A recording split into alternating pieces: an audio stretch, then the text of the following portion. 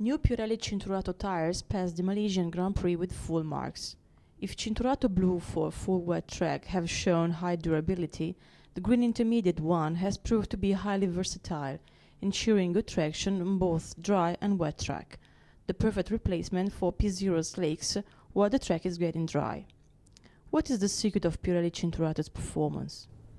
Well, the really magical product there is the green Cinturato. It's the intermediate tyre. It's a very difficult product to master because it's called intermediate because the surface is sometimes dry as drying, and that means when you've got the compound, the soft compound you use to work in the wet, but when you start drying out, that compound can overheat and you get blistering. So and also you can have some circumstances where you have half the track is dry, half the track is wet, so the tyre has to work in some very difficult conditions, and I think we saw in Malaysia that it was quite exceptional. Now you tend to put it onto the car when we talk about crossover points and changeover points, and the crossover point for this race was 116% of the dry performance.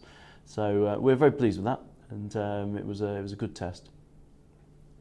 The placing of both Alonso and Perez showed once again how a winning race strategy, understood as a synergic mix of compound choice and pit stop timing, can be the key factor to reach the podium.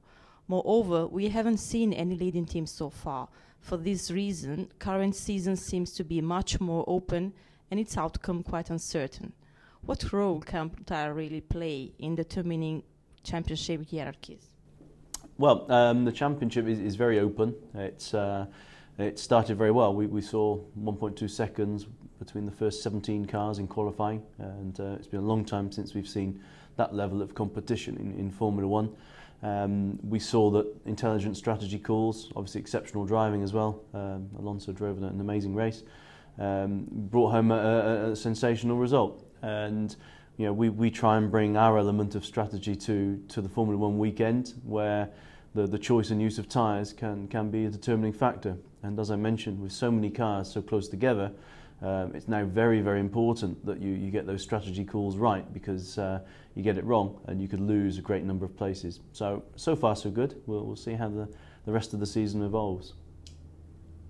For the first time, Pirelli will have two permanent Formula One test drivers for the development of 2013 tyre range, Spaniard Jaime Alguersuari and Brazilian Lucas Di Grassi, recently appointed new Pirelli test drivers. How will they share their support and experience driving Pirelli's latest test car, a 2010 Renault R30? Well, they both bring different experiences. Both have recent F1 experience. Lucas did all of our work for this year's tyres and did a fantastic job. Jaime obviously drove on last year's tyres, so understands very much what happens with the management of the tyres and how you use the tyres in the race. We also have a lot of work to do because it's not just F1, we're doing GP2 work, we'll be doing GP3 as well, and we're also doing a fair bit of work on simulators now. So we felt that it was good to have two young drivers, and of course we hope one day that maybe they can follow their predecessors and get into Formula One like Roman and Pedro de la Rosa and Nick Heidfeld. So we felt it was a nice combination, and we wanted to be seen as well to be giving opportunity to young drivers, and I think they'll both do an excellent job for us.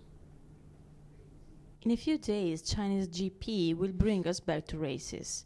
Shanghai circuit is a little abrasive and with lower temperature compared to Sepang, but might be stressful, and Pirelli P0 wet medium and soft yellow slick will be back in action. How many pit stop and what strategies do you expect for this race? Well, I think it's going to be a very interesting race because the teams started working on a correct balance and setup of the cars in Sepang. You know, Australia isn't a full-time circuit, so it's more like a street circuit. And we were hearing that teams were struggling to find a really good balance between qualifying setup and maybe the race trim when they start off with 140 kilos in the car. We also know that Shanghai is quite a quick circuit. You know, it's got some very challenging corners where the tyres are under a lot of stress for a great period of time. And yes, whilst it's cooler from that point of view, it does help. We know from last year when we had such an exciting race that it can be a race that's also very important with tyre management. So we do anticipate a three-stop strategy race using the soft and medium tyres. But we also know that the teams will be looking to try and get a much better balance from that, as I mentioned, the qualifying trim through to the race. and I think a few of them are still struggling to find, let's say, an ideal compromise. It's good. We're looking forward to it.